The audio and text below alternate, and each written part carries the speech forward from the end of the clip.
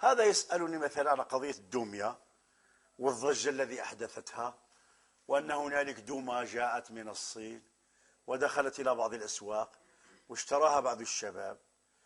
هذه مسألة صحيحة أو غير صحيحة ما يهمش، لكن لأن الموضوع أثير والسيد استقساني أقول يعني هل يحتاج الإنسان إذا أراد أن يفجر في هذا البلد أن يشتري دمية ب1200 درهم واجب الوقت ولم تنخرطوا بقوة للوقوف مع الإصلاح، فإن في ذلك تفريط عظيم وإثم كبير.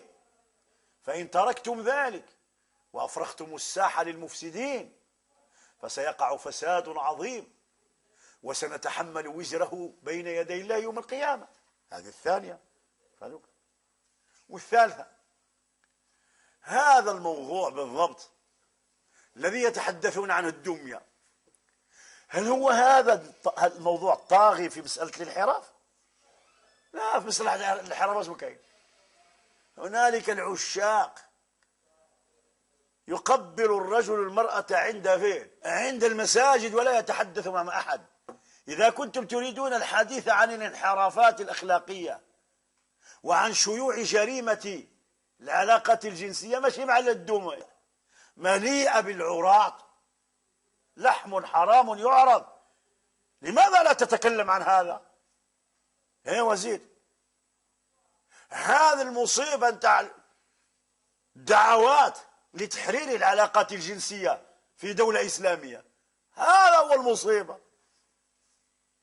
هذه المصيبة. فنحن نترك الانحراف الحقيقي والموجود باش بأكثر مصيبة عرام ونمشي نتكلم على قضية. رابعا، هذه الدمية اللي تكلموا عليها، إذا ابتليتم بهذه القاذورات فاستتروا. انتم مع النساء اللي هما حقيقيات وتنوضوا ديروا المظاهرات بالقبال عند البرلمان عند ممثلي الأمة